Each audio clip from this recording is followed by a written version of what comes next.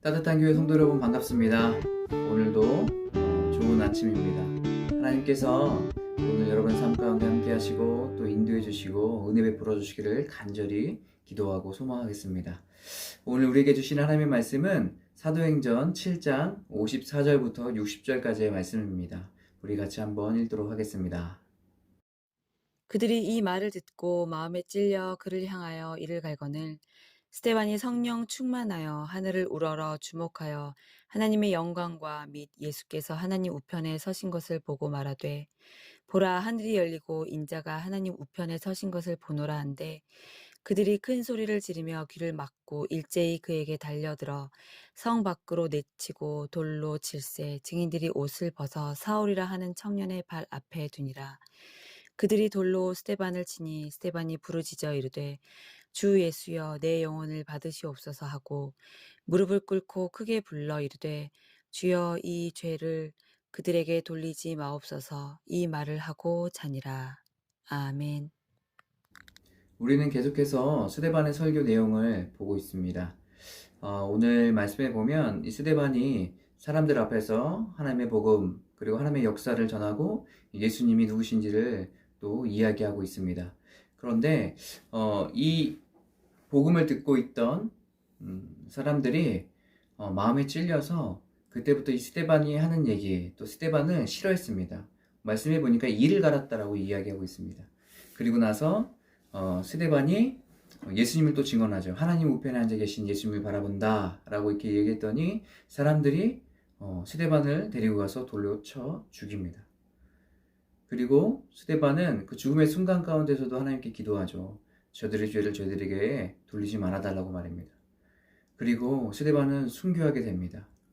여러분 이 순교를 통해서 나중에 사도 바울이 스데반의 그 열정적인 복음 그리고 죽기까지 순종했던 그 복음 전파 이것을 배우게 됩니다. 스데반은 죽기까지 사람들을 용서하고 또 사랑했습니다. 그래서 그들이 복음을 듣기를 더 원했던 것 같습니다. 제가 오늘 말씀을 묵상하면서 그 토마스 선교사님이 생각났어요. 우리나라 조선 땅 가운데 토마스 선교사님이 오셨지만 내리자마자 죽임을 당했거든요. 그때 토마스 선교사님이 성경책을 가지고 있었는데 이 한문으로 된 성경책을 사람들에게 막 뿌려주기 시작했습니다. 너무 다급하니까요.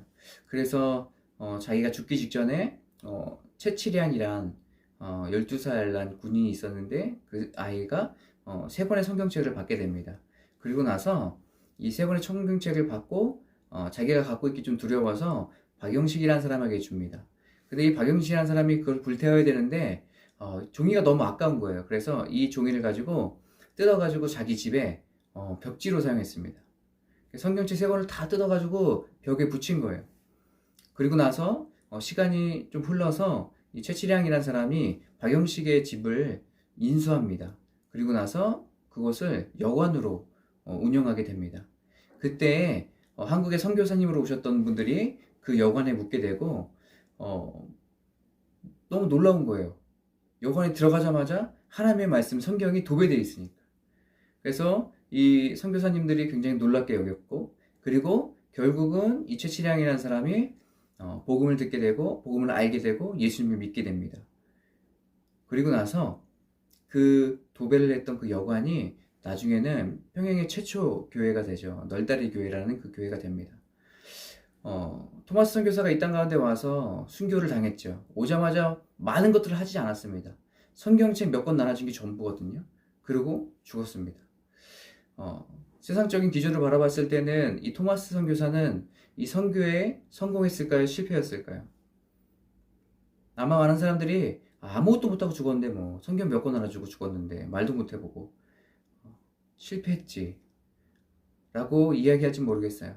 그런데 그 성경책 몇 권으로 말미암아서 하나님의 복음이 이 조선 땅 가운데 흘러가기 시작하고 또 그 성경책이 있는 곳에 또 교회가 세워지기 시작하고 하나님의 역사는 또 하나님의 선교는 우리가 실패했다, 성공했다 얘기하기 힘들 것 같습니다. 우리가 살아가면서 우리가 복음을 증거하며 살아가죠. 옆 사람에게 복음을 증거하는데 그 사람이 받아들일 수도 있고 안 받아들일 수도 있어요. 그렇다고 여러분 실패와 성공을 논하겠습니까? 아닙니다. 하나님께서 모든 역사를 이끌어 계시고, 물론 짧은 한마디도 못하고 성경책 몇 권 나눠주고 순교했지만, 하나님께서는 그 순교를 통하여서도 일하시고 또 복음 증거하게 하시고 전하게 하십니다. 오늘 스데반의 죽음을 보면서, 순교를 보면서, 또 오늘 이 토마스 선교사님의 순교를 보면서 제 자신이 많이 부끄러워졌습니다. 나는 정말 이 복음에 열정이 있는지,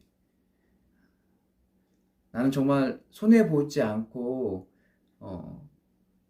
복음을 전하려고 했던 저의 모습을 보게 됐고,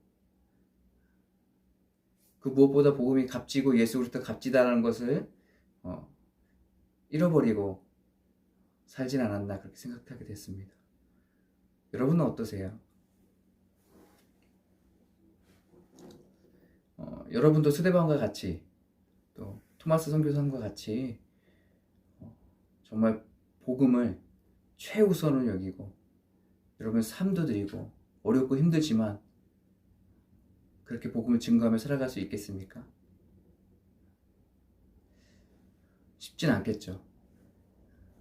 그렇지만 우리가 포기하지 말고 복음을 우리의 인생에 가장 귀한 것으로 여기고 그 복음을 증거하며 살아가는 저와 여러분이 되시길 바랍니다. 오늘 같이 여러분과 나눌 찬양은 주님 다시 오실 때까지란 찬양입니다. 이 찬양 같이 나누고 함께 기도하도록 하겠습니다.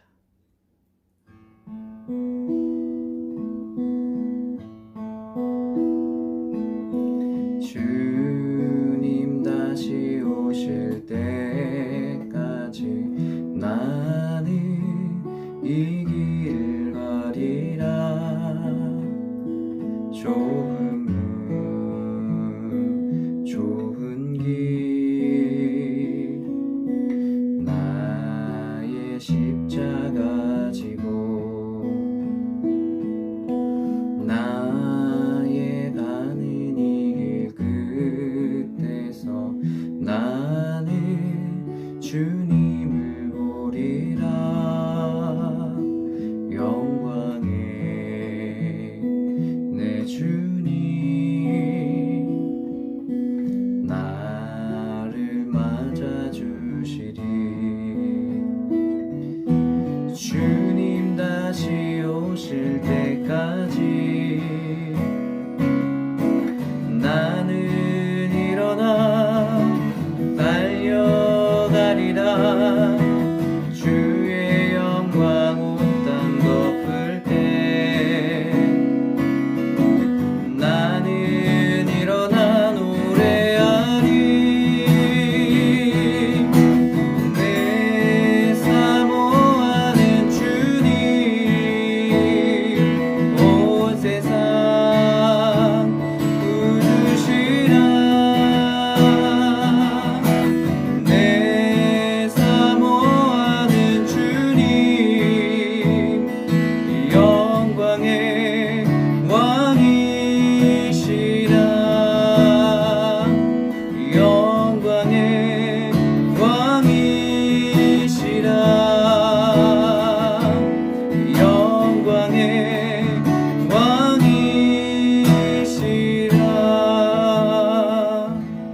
아멘. 제가 기도하겠습니다. 사랑의 하나님,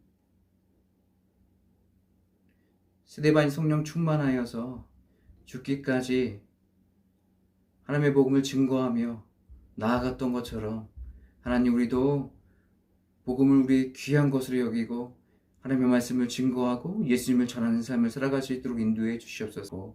하나님의 그 은혜와 또 긍휼을 날마다 구하고 살아갈 수 있는 우리의 삶이 될 수 있도록 인도하여 주시옵소서. 오늘 하루도 하나님의 은혜 안에 거하길 소망하고 또 복음 증거하는 삶을 살기를 소망합니다. 하나님 함께해 주시고 성령님 임재하여 주시옵소서. 감사합니다. 예수님의 이름으로 기도합니다. 아멘.